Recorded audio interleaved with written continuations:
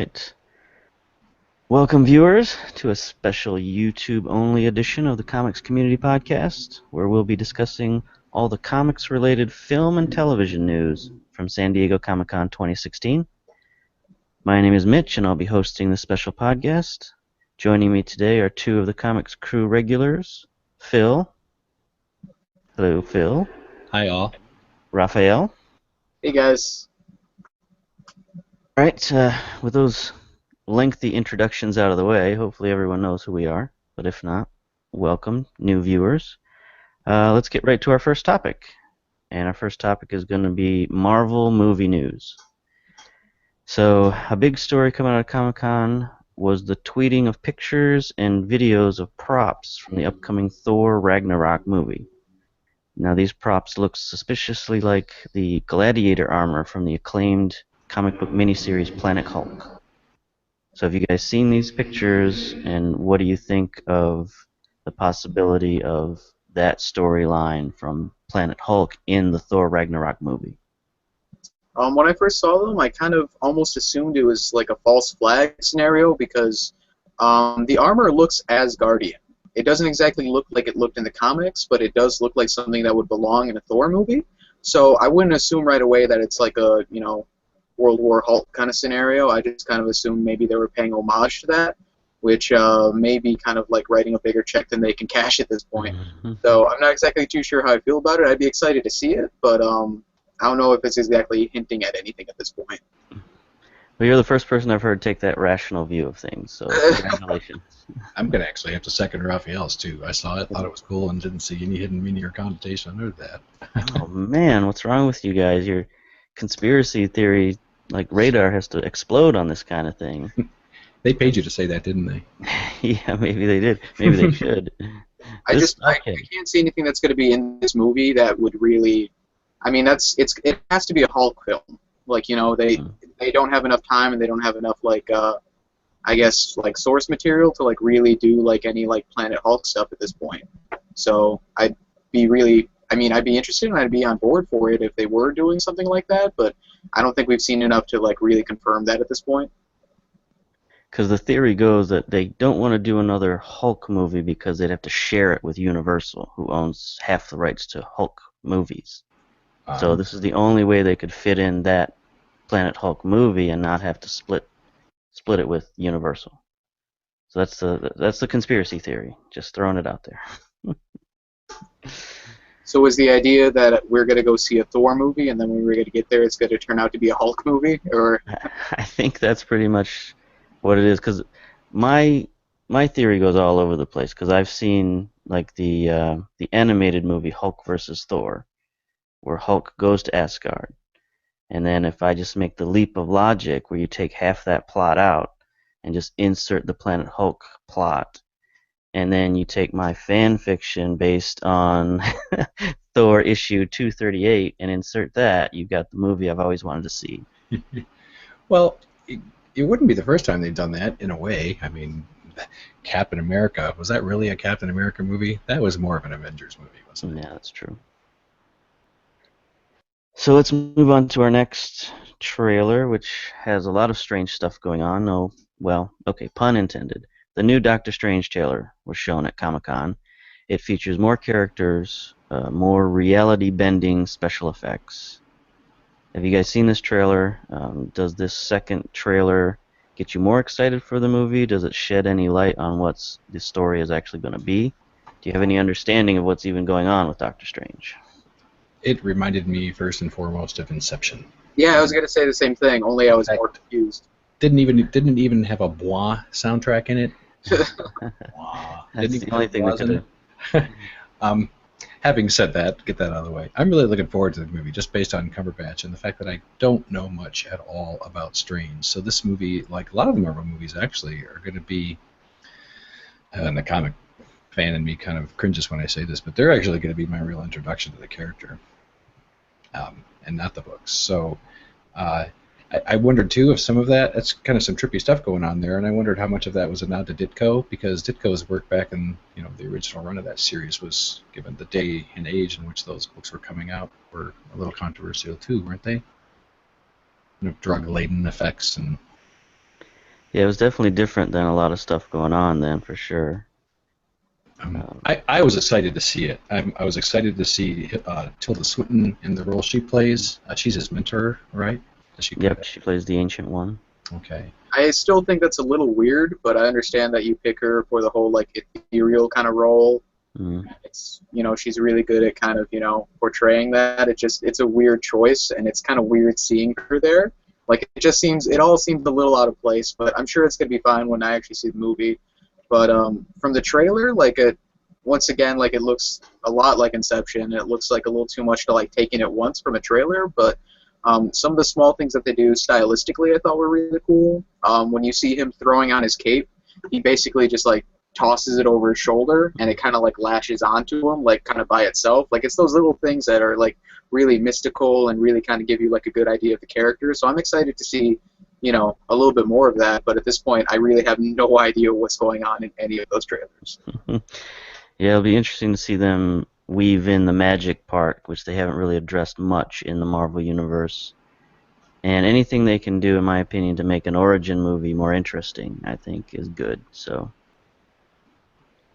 One thing, and I'm just now, as I look at the IMDb page, reminded of, and I only found this out during Comic-Con, which is when she took the stage, but I didn't realize until just then that Rachel McAdams was playing the female interest, and I don't know what character that is.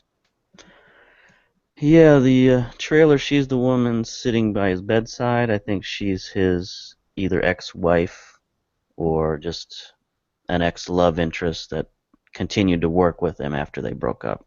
So she's going to be more his human side of things rather than the mystical side of things.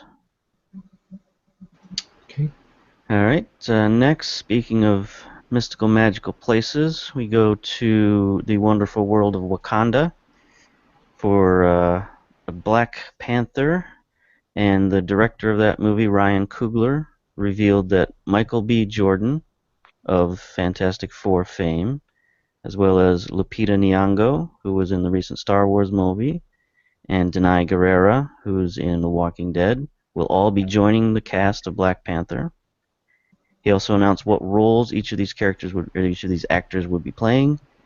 Jordan will be Eric Killmonger, an arch-enemy of Black Panther who's worked to destabilize Wakanda, sort of a rebel insurgent type character who's been, a nemesis of the whole regime for a long time. Nyong'o will play Nakia, a member of the Dora Milaje, who are the all-female honor guard to the Wakandan kings.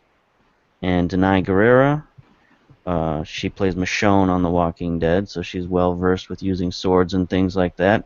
She'll be playing the character of Okoye, described as the leader of the Dora Milaje. So what do you guys think of this casting news for Black Panther? I have no problems with it. And again, and this might be a running theme for me,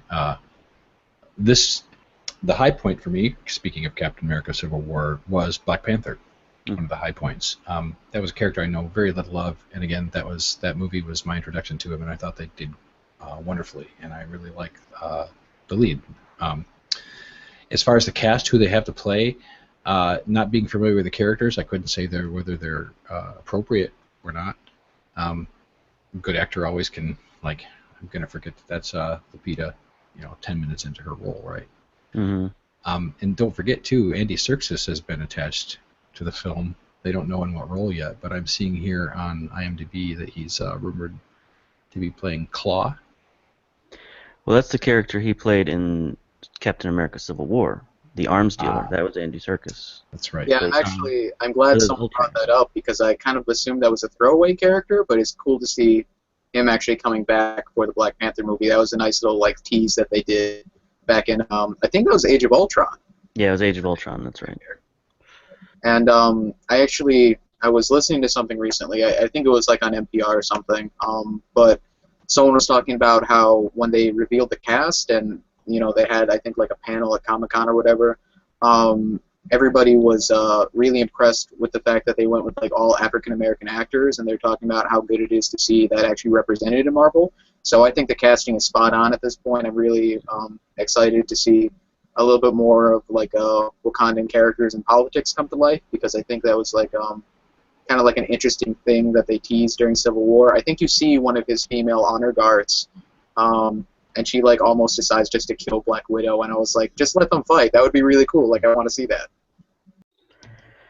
All right, sounds good. Let's close the book then on Black Panther. Move on to Marvel's next big announcement. They have officially announced Brie Larson will play Captain Marvel in a solo movie that's scheduled for March 2019. Now, Larson is best known for winning the Oscar for Best Actress in 2015 for her starring role in the movie Room. But comic book fans may remember her as Envy Adams in the movie Scott Pilgrim vs. the World. She's a very multi-dimensional actress. She's, like I said, an Academy Award winner. But honestly, I haven't heard a lot of hype out of this. It seems like this announcement kind of got buried a little bit. So what are your guys' thoughts on Brie Larson and having a solo Captain Marvel movie? I didn't get the impression that she unseated any other fan favorites. I'm aware of other actresses that had been kind of rumored to maybe be considered or up for it. In fact, some of those I think might have visually maybe looked the part more.